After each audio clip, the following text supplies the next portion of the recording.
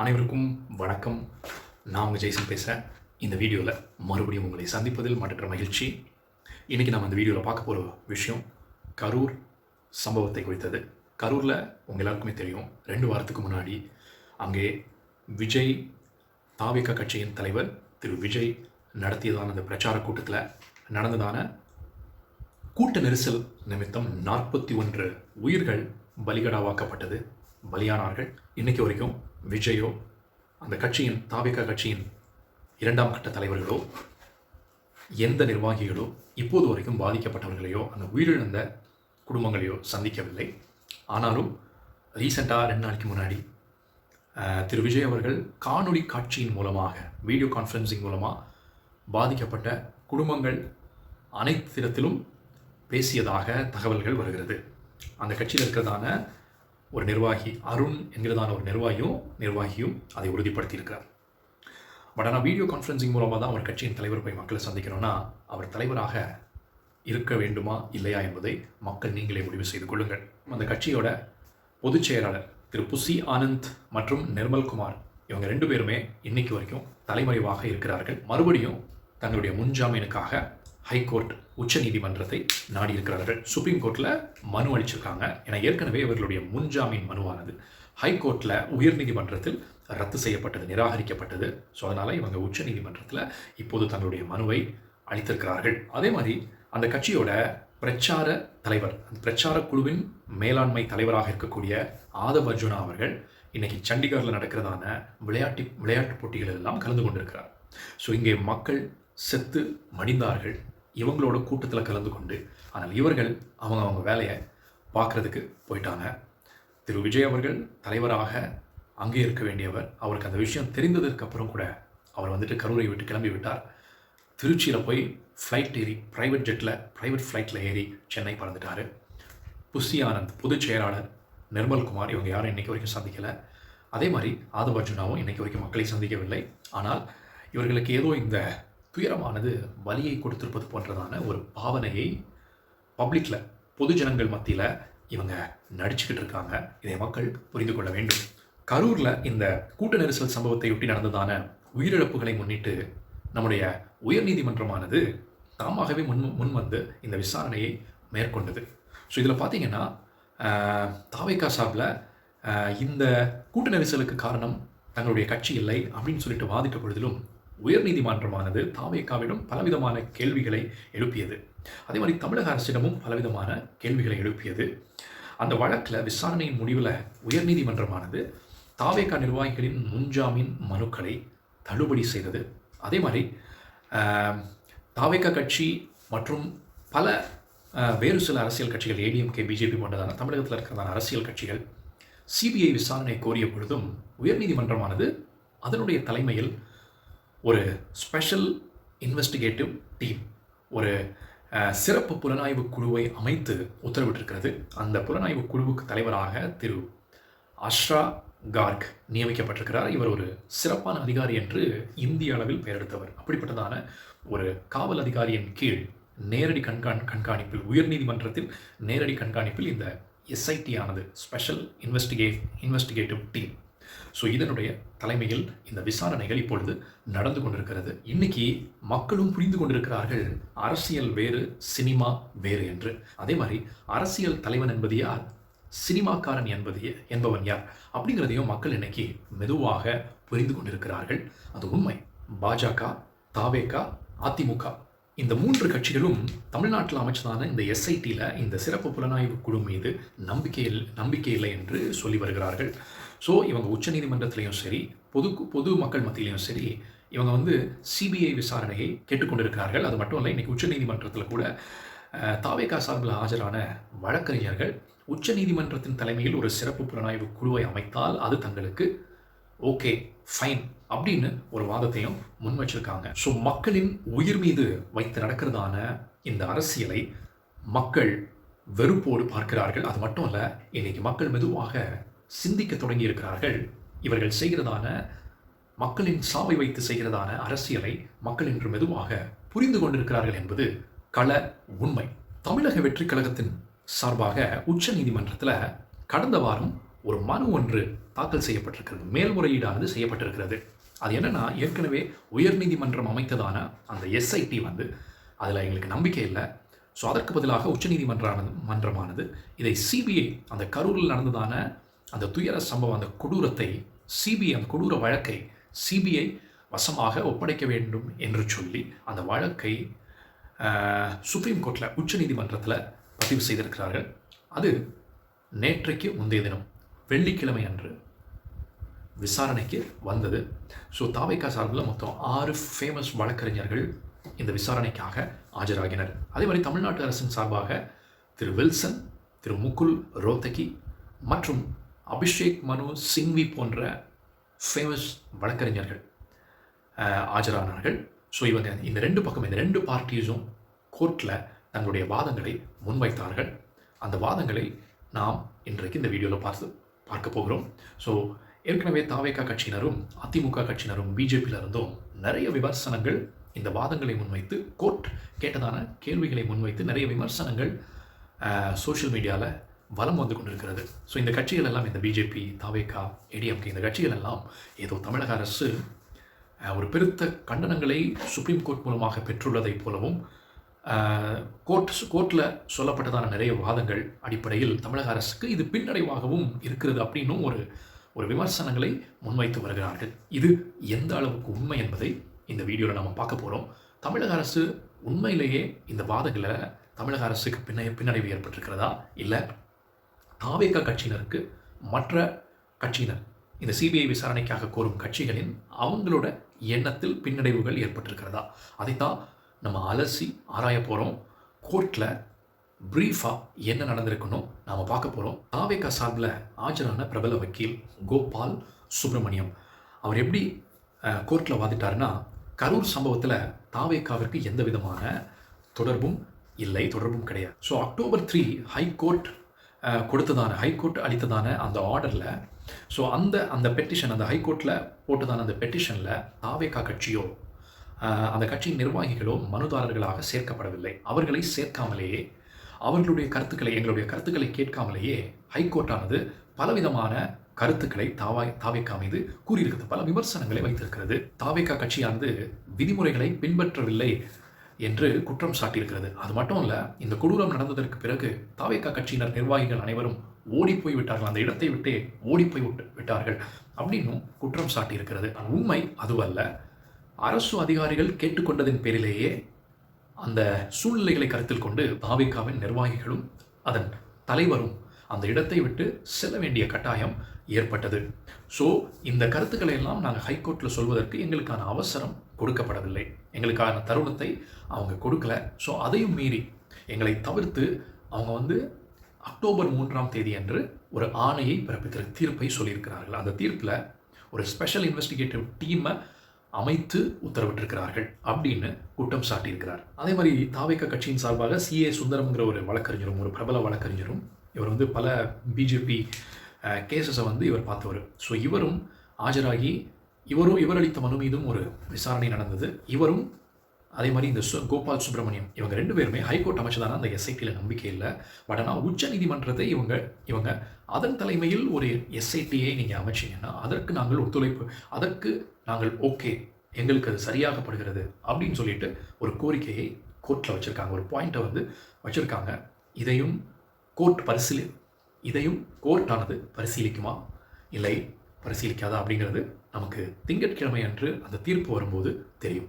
So எதிர்த்தரப்பில் தமிழக அரசின் சார்பில் ஆஜராகி வாதாடியதான திரு முகுல் ரோத்தகி அவர்கள் என்ன சொல்லியிருக்காருன்னா, September 27 இந்த ட்ராஜடி, இந்த துயர சம்பவம் நடந்ததற்கு பிறகு பல பெட்டிஷன்ஸ் பல நிலைகளில் பல பெட்டிஷன்ஸ் ஹைகோர்ட்டில் போடப்பட்டது. அந்த பெட்டிஷன்ஸில் ஒரு சில பெட்டிஷன்ஸ் பார்த்திங்கன்னா ஒரு ஸ்டாண்டர்ட் ஆப்ரேட்டிங் ப்ரொசீஜர், விதி முறைகளை உள்ளடக்கியதான ஒரு புரோட்டோகால், இதை முன்வைத்து ஒரு சில மனுக்கள் வந்தது. அதே மாதிரி ஸ்பெஷல் இன்வெஸ்டிகேட்டிவ் டீம் தலைமையில் ஒரு விசாரணைக்கு, இந்த துயரத்தை குறித்ததான, இந்த கொடூரத்தை குறித்ததான ஒரு விசாரணைக்கு உத்தரவிட வேண்டும் என்கிறதான ஒரு மனுவும் ஒரு சில மனுக்களும் போடப்பட்டிருந்தன. ஸோ இதன் அடிப்படையிலேயே ஹைகோர்ட்டானது ஒரு ஸ்பெஷல் இன்வெஸ்டிகேட்டிவ் டீம் அமைத்து, அதையும் ஒரு சிறப்பான அதிகாரி அஸ்ரா கார்க் தலைமையில் அமைத்து உத்தரவிட்டிருக்கிறது. ஸோ இதில் ஒன்றும் தவறு கிடையாது. திரு அஷ்ராக் கார்க் தலைமையில் அமைக்கப்பட்டிருக்கிறதான எஸ்ஐடி விசாரணை ஒழுங்காக நடத்தப்படவில்லை அப்படின்னா சிபிஐ விசாரணைக்கு கோருவதில் எந்த தவறும் அல்ல. ஆனால் அப்படிப்பட்டதான ஒரு சூழ்நிலை இப்பொழுது ஏற்படவில்லை. ஸோ இது நிச்சயமாக ஸ்டேட் கவர்மெண்ட் கண்ட்ரோலில் இருக்கிறது அப்படிங்கிற வாதங்களை முன்வைத்தார். அதே மாதிரி தமிழக அரசின் சார்பாக ஆஜரான வில்சன் அவர்கள், அட்வொகேட் வில்சன் அவர்கள் என்ன வாதிச்சார்னா, இந்த துயரம், இந்த கொடூரம் முழுமையாக விஜய் அந்த பிரச்சார கூட்டத்திற்கு லேட்டாக, வேண்டுமென்றே திட்டமிட்டு லேட்டாக, தாமதமாக வந்ததால் தான் இத்தகைய கூட்ட நெரிசல் ஏற்பட்டது. ஸோ அவங்க கரெக்டான விதிகளை பின்பற்றியிருந்தால் இந்த துயரமே நடந்திருக்க வாய்ப்பில்லை அப்படிங்கிற வாதத்தையும் திரு வில்சன் அவர்கள் கோர்ட்டில் நீதிபதிகள் முன் வைத்தார். ஸோ அதே மாதிரி இந்த வழக்கில் தாவேக்காவிற்கு ஆதரவு அளிக்கும் விதமாக அந்த கொடூர சம்பவத்தில் பாதிக்கப்பட்டதான ஒரு சிறுவன் உயிரிழந்திருக்கிறார். அந்த சிறுவனின் தந்தை பன்னீர்செல்வம் என்பவர் ஒரு வழக்கை தாக்கல் செய்திருக்கிறார் உச்சநீதிமன்றத்தில். ஸோ அதில் என்ன சொல்லியிருக்காங்கன்னா, இந்த கேஸை தமிழக காவல்துறையானது விசாரிப்பதில் எந்த அர்த்தமும் கிடையாது, இதை சிபிஐக்கு மாற்ற வேண்டும் அப்படிங்கிற ஒரு கோரிக்கையையும் இந்த பன்னீர்செல்வம் சார்பாக ஆஜரான அதாவது தாவேக்காவிற்கு ஆதரவாக சேஷாத்ரி நாயுடு அப்படிங்கிற சீனியர் அட்வொகேட் ஆஜராகி இருக்கிறார். ஸோ அவங்க சொன்ன வாதம் என்னென்னா, இந்த வழக்கை நம்முடைய ஸ்டேட் போலீஸ் விசாரிக்காமல் உச்சநீதிமன்றம் அமைக்கிறதான ஒரு இன்வெஸ்டிகேட்டிவ் டீமோ இல்லைனா சிபிஐயோ விசாரிக்கலாம் அப்படிங்கிற ஒரு கருத்தை முன்மொழிந்திருக்கிறார்கள். ஸோ இந்த பன்னீர்செல்வம் என்பவர் யார்? ஸோ இவருக்கும் இந்த சிறுவனுக்கும் இருக்கிறதான பந்தம் என்ன? ஸோ இந்த உயிரிழந்ததான சிறுவனின் தந்தை என்று அறியப்படுகிறார். கடந்த 5 to 7 ஆண்டுகளாக இவர் குடும்பத்தை விட்டு பிரிந்திருக்கிறார். மனைவி மற்றும் மகனை பிரிந்து வாழ்ந்து கொண்டிருக்கிறார். ஸோ அவங்க மனைவி வச்சிருக்கிறதான குற்றச்சாட்டு என்னென்னா, இப்படி திடீர்னு தன்னுடைய கணவர் தன்னுடைய மகனுக்காக இப்படி கோர்ட்டில் போயிட்டு பேசுகிற அளவுக்கு அவர் வசதியானவர் கிடையாது, அவர்கிட்ட பணமும் கிடையாது. இது ஏதோ திட்டமிட்டு தாவேக்கா சார்பில் பணம் கொடுத்து இவரை கோர்ட்டுக்கு போக வைத்திருக்கிறார்கள் அப்படின்னு ஒரு குற்றச்சாட்டையும் இந்த பன்னீர்செல்வம் என்பவருடைய மனைவியே முன்வைத்திருக்கிறார். ஸோ இவருடைய மகன் என்று சொல்லப்படுகிறவர் கடந்த 7 to 8 ஆண்டுகளாக இவர் கூடவே இல்லை. இவருடைய மனைவியை பற்றியும் மகனை பற்றியும் இவருக்கு எந்த அக்கறையும் இல்லை. இவங்களை விசிட் பண்ணதும் கிடையாது, மீட் பண்ணது கிடையாது, இவங்களுக்காக செலவழித்தது கிடையாது, கேர் பண்ணிக்கிட்டது கிடையாது. ஆனால் திடீர்னு உயிரிழந்ததற்கு பிறகு இப்போது உயிரிழக்கும் போது கூட தன்னுடைய மகன் உயிரிழந்து விட்டானே என்கிறதான அந்த ஒரு பேசிக் மனிதநேயமிக்க ஒரு செயல் பார்ப்பது, அந்த கடைசி நேர அந்த ஆசையை நிறைவேற்றுவது, உடலை அடக்கம் செய்வது, இப்படிப்பட்டதான நிகழ்வில் கூட இந்த சிறுவனுடைய தந்தை ஈடுபடவில்லை. அப்படி இருக்கும்போது இன்றைக்கி திடீர்னு கோர்ட்டில் போயிட்டு இன்றைக்கி ஒரு கேஸை ஃபைல் பண்ணியிருப்பது சந்தேகத்தை கிளப்பி இருக்கிறது. அவருடைய மனைவியின் குற்றச்சாட்டு அதை எதிரொலிக்கிறது. ஸோ இன்றைக்கி ஆஜரான இன்னொரு பெட்டிஷனர் சார்பாக ஆஜரான பிரபாகரன் என்கிறதான வக்கீல் என்ன சொன்னார்னா, இந்த தாவேக்கா கூட்டத்தில் போலீஸ் தான் காவல்துறையானது ஃபர்ஸ்ட் லட்டி சார்ஜ் பண்ணியிருக்காங்க. ஸோ அதன் பிறகே கூட்டம் குழம்புவதற்கு ஆரம்பித்திருக்கிறது. ஸோ மக்களை குழப்புவதற்காக பொருட்கள் எல்லாம் திடீரென்று கூட்டத்தினுள் வீசப்பட்டது, த்ரோ பண்ணாங்க, செருப்பு, பாட்டில்ஸ் இப்படியெல்லாம் த்ரோ பண்ணாங்க. ஸோ இந்த நிகழ்வுகளுக்கு அப்புறம் அந்த கூட்டங்களில் சலசலப்பு ஏற்பட்டதும் சில குழப்பங்கள் ஏற்பட்டதும் உண்மை. அதே மாதிரி அந்த கூட்டங்களுக்குள்ளால் நம்பர் பிளேட் இல்லாமல் ஒரு சில ஆம்புலன்ஸ் எல்லாம் வந்ததாக தன்னுடைய குற்றச்சாட்டை பதிவு செய்திருக்கிறார்.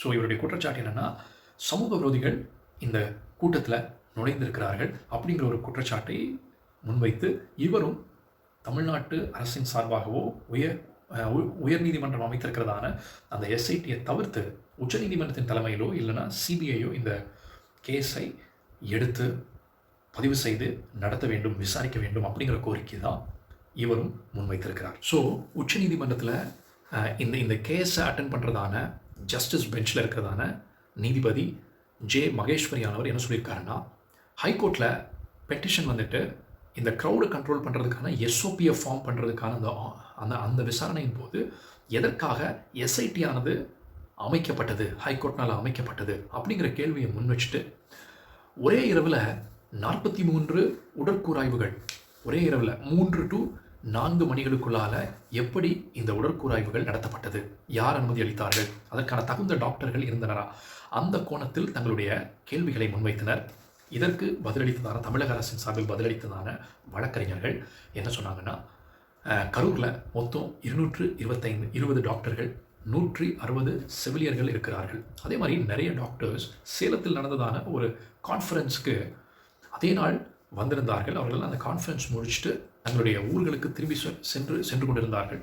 ஸோ அவங்க சேலம் கரூருக்கு மிகவும் அருகில் இருப்பதால் அவர்களும் அந்த கருத்தரங்கிற்கு வந்ததான அந்த டாக்டர்ஸும் இந்த உடற்கூராய்விற்காக வரவழைக்கப்பட்டார்கள்.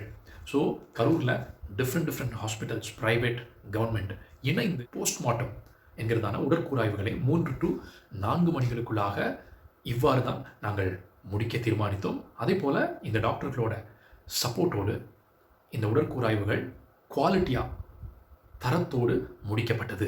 செல்வராஜ் பி என்பவர் தன்னுடைய வாதத்தில் போலீஸ் மீது ஒரு சின்ன சிராய்ப்புகள் கூட, கீறல்கள் கூட இந்த கரூர் துயரச் சம்பவத்தில் ஏற்படவில்லை அப்படிங்கிற ஒரு வாதத்தை முன்வைத்திருக்கிறார். இதற்கு பதிலளித்ததான வழக்கறிஞர் திரு அபிஷேக் மனு சிங்வி அவர்கள் போலீஸ் மீது, காவல்துறை அதிகாரிகள் மேல் ஒரு கீறல் கூட ஏற்படவில்லை என்பதெல்லாம் ஒரு வாதமா அப்படிங்கிற ஒரு கேள்வியை கோர்ட்டில் முன் வச்சார். அது மட்டும் இல்லை, தாவேகா சார்பில் ஆஜரான ஜிஎஸ் மணிங்கிற ஒரு அட்வொகேட்டும் தமிழக அரசின் சார்பாகவோ இல்லைன்னா உயர்நீதிமன்றத்தின் தலைமையில் அமைக்கப்பட்டிருக்கிறதான இந்த விசாரணை குழுக்களில் தங்களுக்கு எந்த நம்பிக்கை இல்லை என்றும், அதே நேரம் உச்சநீதிமன்றத்தின் தலைமையில் ஒரு இன்வெஸ்டிகேட்டிவ் டீம் ஒன்று அமைச்சா, அதையும் ஃபார்மர் முன்னாள் ஏபெக்ஸ் கோர்ட் ஜட்ஜ் தலைமையின் கீழ் இந்த எஸ்ஐடியை அமைத்தால் எங்களுக்கு அதில் நம்பிக்கை இருக்கிறது அப்படிங்கிற ஒரு வாதத்தையும் முன் வச்சிருக்காங்க. ஸோ இதற்கு பதிலளித்ததான தமிழக அரசு வழக்கறிஞர், பாதிக்கப்பட்டவர்கள் இந்த வழக்கை சிபிஐ விசாரிக்க வேண்டுமா,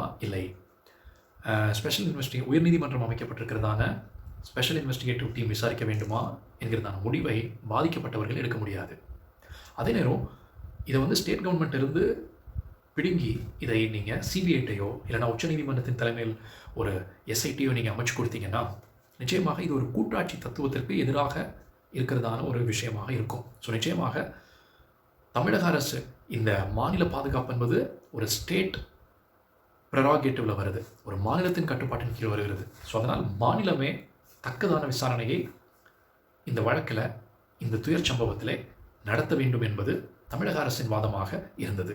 கரூர் சம்பவமானது ஒரு திட்டமிட்ட சதி என்று சந்தேகப்படாமல் நாம் இருக்க முடியாது என்றும், அதே மாதிரி உயர்நீதிமன்றத்தோட ஆர்டர்ஸ் October 3 கொடுக்கப்பட்டதான ஆர்டர்ஸ் நடுநிலையாக இல்லை, இது ஒருதலை பட்சமாக அளிக்கப்பட்டதான ஒரு தீர்ப்பு என்றும், இன்றைக்கி தாவேகா சார்பில் உச்சநீதிமன்றத்தில் இந்த மேல்முறையீட்டு மனுவில் இதை சேலஞ்ச் பண்ணியிருக்காங்க. உயர்நீதிமன்றத்தின் அந்த ஆர்டர், அந்த தீர்ப்பை உச்சநீதிமன்றத்தில் சேலஞ்ச் பண்ணியிருக்காங்க. அதற்கு எதிராக பெட்டிஷன் ஃபைல் பண்ணியிருக்காங்க. இதைத்தான் நீதிபதிகள் தங்களுடைய கேள்விகளை கேட்டிருக்கிறார்கள். தாவேகாவும் அந்த கட்சியின் சார்பாக ஆஜரான வழக்கறிஞர்களும், அதே மாதிரி தமிழக அரசின் சார்பாக ஆஜரான வழக்கறிஞர்களும் தங்களுடைய வாதங்களை முன்வைத்திருக்கிறார்கள். கவனமாக இதையெல்லாம் கேட்டுக்கொண்டிருக்கிறதான நீதிபதிகள் இந்த தீர்ப்பை இன்னொரு நாளைக்கு ஒத்தி வைத்திருக்கிறார்கள். இந்த காரியத்தில் நாங்கள் என்ன செய்ய முடியுமோ அதை நாங்கள் பார்க்குறோம், அதை ஆராய்ந்து அந்த முடிவுகளை, அந்த தீர்ப்புகளை நாங்கள் சொல்கிறோம். இப்போதைக்கு இந்த தீர்ப்பானது ஒத்தி வைக்கப்படுகிறது. அநேகமாக இந்த தீர்ப்பானது திங்கட்கிழமை, அதாவது 13ஆம் தேதி அன்று உச்சநீதிமன்றத்தால் வழங்கப்படும் என்று எதிர்பார்க்கப்படுகிறது. ஸோ இந்த வாதங்களின் அடிப்படையில் நாம் பார்த்தீங்கன்னா, இதில் தாவேகா என்ன சொல்கிறது, வாதங்களில் ஜெயிச்சிடுச்சு, தமிழக அரசுக்கு பின்னடைவு ஏற்பட்டது அப்படிங்கிற ஒரு கருத்துக்கெல்லாம் நாம் சொல்கிறதுக்கெல்லாம் ஒன்றுமே இல்லை. ஆனால் இன்றைக்கி நிறைய கட்சிகள், குறிப்பாக ஏடிஎம்கே, பிஜேபி, தாவேகா கட்சியினர் ஏதோ தமிழக அரசுக்கு பெரிய ஒரு பின்னடைவு ஏற்பட்டதை போன்ற ஒரு பிம்பத்தை பொதுமக்கள் மத்தியில் சோஷியல் மீடியாவில் பரப்புகிறாங்க. பட் ஆனால் உண்மை அதுவல்ல. ஸோ இதில் நீங்கள் பார்த்தீங்கன்னா, இன்றைக்கும் தமிழக அரசு வைத்ததான ஸ்ட்ராங்கான ஒரு வாதம் என்னென்னா, இந்த கூட்டத்தில் விதிமுறைகள் மீறப்பட்டிருக்கிறது.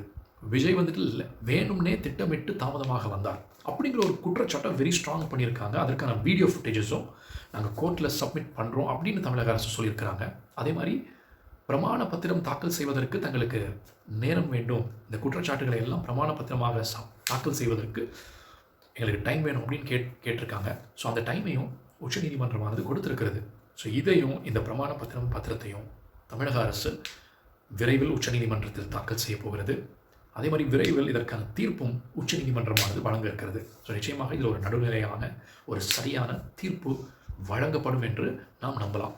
ஸோ இன்றைக்கி வரைக்கும் விஜய் சார்பில் ஆக்சுவலி ஒரு அரசியல் கட்சி நடத்துனதான ஒரு கூட்டத்தில் எல்லாமே பொது வெளியில் இந்த க்ரௌடை கண்ட்ரோல் பண்ணுறதுக்கு தாவேகா சார்பில் எந்த விதமான முயற்சிகளோ அதன் நிர்வாகிகளோ ஈடுபடவில்லை என்பது ஒரு வெட்ட வெளிச்சமான உண்மை. அது வந்து அந்த வீடியோ ஃபுட்டேஜில் என்ன நடந்திருக்கிறது அப்படிங்கிறது வெட்ட வெளிச்சமாக யாருனாலும் பார்க்கலாம். ஸோ இது வந்து டிஎம்கேல செந்தில் பாலாஜி அவர்கள் இந்த ஃபுட்டேஜை போட்டுட்டார் பப்ளிக்கில். காவல்துறையே வீடியோ ஃபுட்டேஜை என்ன நடந்தது என்பதை விளக்கி கூறியிருக்கிறது. ஸோ இந்த ஃபுட்டேஜ் எல்லாமே பார்த்திங்கன்னா இப்போது கோர்ட்டில் சமர்ப்பிக்கப்பட்டிருக்கிறது. ஸோ இதன் அடிப்படையில் நீங்கள் பார்த்தீங்கன்னா இங்கே வந்து சதித்திட்டம் தீட்டப்பட்டிருக்கிறது, சரியா? அதே மாதிரி சதிக்காரர்கள் இந்த கூட்டத்தில் வந்து இப்படிப்பட்டதான கலவரத்தை அட்டூழியங்களை செய்திருக்கிறார்கள் அப்படின்னும் ஒன்றும் பெருசாக ப்ரூவ் பண்ணிட முடியாது. ஏன்னா வீடியோ ஃபுட்டேஜ் இருக்குது. யார் ஈடுபட்டார்கள், யார் செருப்பு பாட்டில்ஸை வீசினாங்க அப்படிங்கிறதுக்கும் ஆதாரங்கள் இருக்குது. ஸோ இதை வைத்து உச்சநீதிமன்றம் பார்க்கும்பொழுது நிச்சயமாக இந்த தீர்ப்பானது தமிழக அரசுக்கு ஆதரவாக வரும் என்று எதிர்பார்க்கப்படுகிறது. ஏன்னா மோஸ்ட்லி மாநிலத்தில் இருக்கிறதான மாநிலத்தின் பாதுகாப்பானது ஸ்டேட் ஸ்கோப்பில் வரும், மத்திய அரசோட ஸ்கோப்பில் வராது. ஸோ ஏதோ ஒரு தீவிரவாத செயல்கள்னால் நம்ம பரவாயில்ல. ஸோ இதை வந்து சிபிஐ வந்து என்ஐஏ நேஷ்னல் இன்வெஸ்டிகேட்டிவ் ஏஜென்சி.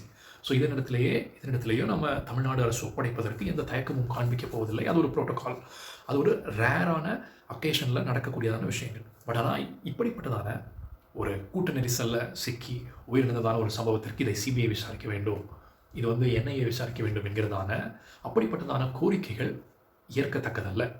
அது ஏன்னா அது மாநில அரசின் கண்ட்ரோலில் கட்டுப்பாட்டில் வர வேண்டியது நியாயமாக. ஸோ இதை நிச்சயமாக இதை கோர்ட் கருத்தில் கொள்ளும். அதே மாதிரி தாவேகா கட்சியினருடைய கருத்துக்களையும் கவனத்தில் கொள்ளும். ஸோ அதை பேஸ் பண்ணி கோர்ட் அந்த நீதிபதிகள் என்ன முடிவெடுக்கப் போகிறார்கள், என்ன தீர்ப்பை வழங்கப் போகிறார்கள் என்பதை நாம் பொறுத்திருந்து பார்க்கலாம். அதுவரையில் திமுகவிற்கு இது பின்னடைவு, தமிழக அரசுக்கு இது பின்னடைவு அப்படிங்கிற ஒரு சின்ன பிள்ளைத்தனமான வாதங்களை, கருத்துக்களை நாம் பொதுவெளியில் எடுத்து வைக்க வேண்டாம். என்னுடைய தாழ்மையான வேண்டுகோள். எனக்கு ஒரே ஒரு கேள்வி இருக்குது. மக்களே, நீங்கள் எல்லாமே யோசிங்க. 41 உயிர்கள் சதி செஞ்சாங்களோ, தீவிரவாதிகள் உள்ள நுழைஞ்சு வந்து வெட்டினாங்களோ, கிழிச்சாங்களோ, மிதிச்சாங்களோ, அது ஒரு விஷயம் இல்லைங்க. ஆனால் இவ்வளவு 41 உயிர்கள், அதில் 10 குழந்தைகள் மடிந்திருக்கிறார்கள் இல்லையா? ஸோ ஒரு மனிதநேயம் உள்ள ஒரு மனிதனாக அந்த தாவேகா கட்சியினர் நிர்வாகிகள் தலைவர் இழந்திருந்தால் ஒரு சின்ன வருத்தம் தெரிவித்திருக்க மாட்டார்களா? நாங்கள் இதை பொறுப்பேற்றுக்கிறோம், எங்களுடைய பிரச்சார கூட்டத்தில் தான் இப்படி நடந்திருக்குது அப்படிங்கிற ஒரு சின்ன ஒரு வருத்தம் இல்லாமல் சுற்றிக்கிட்டு இருக்காங்க, விளையாடிக்கிட்டு இருக்காங்க. சண்டிகரில் போய் தாவேகா ஆதவ் அர்ஜுனா விளையாடுகிறார், விளையாட்டு போட்டிகளில் கலந்து கொள்கிறாரு. ஆனால் இவர் இன்றைக்கி சொல்லியிருக்காரு 16 நாள் காரியமாகணும், அது முடிஞ்சதுக்கப்புறம் நாங்கள் எங்களுடைய கருத்துக்களை சொல்ல போகிறோன்னு திமிராக பேசியிருக்காரு. மக்களே, நீங்கள் புரிந்து கொள்ளுங்கள். ஒரு நல்ல அரசியலை முன்னெடுக்கும் தலைவர்களை நீங்கள் தேர்ந்தெடுங்கள். இப்படிப்பட்டதான மனிதநேயம் இல்லாத மனிதர்களை தலைவர்களாக ஏற்றுக்கொள்ளாதீர்கள். விஜய் என்பவர் ஒரு நடிகர் மட்டுமே. தன்னுடைய நடிப்பு திறமையை பொதுவெளியில் வந்து இன்றைக்கி அரசியல் என்கிறதான போர்வையில் வச்சு மக்களுடைய வாழ்க்கையில் விளையாடி கொண்டிருக்கிறார். எந்த ஒரு கொள்கையையும் முன்னிறுத்தி இவர் அரசியலில் ஈடுபடவில்லை. நீங்களே சிந்திச்சு பாருங்கள், இவர் என்ன கொள்கையை முன்வைக்கிறார்? இவர் என்ன சொல்கிறாருன்னா, அந்த கட்சி அப்படி, இந்த கட்சி இப்படி, நான் வந்து அதிலிருந்து மாறுபட்டு செய்வேன் என்று சொல்கிறார். ஆனால் கொள்கை என்ன? என்னுடைய அரசியல் எதிரி திமுக, கொள்கை எதிரி பாஜக அப்படின்னு சொல்கிறார் இல்லையா? ஸோ இதே விஜய் தான் இப்போ ரீசெண்டாக தமிழ்நாடு அந்த லாக்அப் டெத், அஜித்குமார் என்கிறதான ஒரு இளைஞர் இறந்து போனார். இதில் வந்து தமிழ்நாட்டு அரசானது ஒரு ஸ்பெஷல் எஸ்ஐடி டீமை அமைச்சு இதை விசாரிக்க வேண்டும் என்று சொன்ன விஜயோட வாய் இன்னைக்கு தன்னுடைய பிரச்சார கூட்டத்தில் நடந்ததான ஒரு கோர சம்பவத்திற்கு இன்றைக்கி உச்சநீதிமன்றத்தின் தலைமையில் இல்லைன்னா சிபிஐ விசாரணை வேண்டும் என்று கேட்கிறார். தமிழக அரசு அமைத்ததான விசாரணை கமிஷனில் நம்பிக்கை இல்லையா? அதே மாதிரி உயர்நீதிமன்றம் அமைத்ததான எஸ்ஐடி ஸ்பெஷல் இன்வெஸ்டிகேட்டிவ் டீம்லேயே நம்பிக்கை இல்லைன்னு சொல்கிறார். என்ன ஒரு பித்தலாட்டம், ஒரு டபுள் ஸ்டாண்டர்ட்ஸ். ஸோ இப்போ புரிகிறதா உங்களுக்கு மக்களே? உங்களுக்கு புரிகிறதா? ஸோ நீங்கள் சிந்தித்து உங்களுக்கான தலைவர், உண்மையான தலைவர்கள் யார், யார் பின்னால் நீங்கள் திரள வேண்டும் அப்படிங்கிறத நீங்கள் யோசித்து சிந்தித்து முடிவெடுங்கள். அது உங்களுக்கு நல்லது. கண்மூடித்தனமாக யாரையுமே பின்தொடராதீங்க, யாரையுமே தலைவராக ஏற்றுக்காதீங்க. உங்களுடைய மனசில் தலைவன் என்பவன் எப்படி ஃபர்ஸ்ட் இருக்கணும் அப்படிங்கிறத நீங்கள் தெரிஞ்சுக்கணும். அதன்படி இருப்பவர்களை தலைவர்களாக ஏற்றுக்கொள்ளுங்கள். ஸோ அப்படிங்கிற என்னுடைய தாழ்மையான வேண்டுகோளை உங்களுடைய முன்வைத்து இந்த வீடியோவை நிறைவு செய்கிறேன். இன்னொரு வீடியோவில் உங்களை மறுபடியும் சந்திக்கும் வரை நன்றி, வணக்கம்.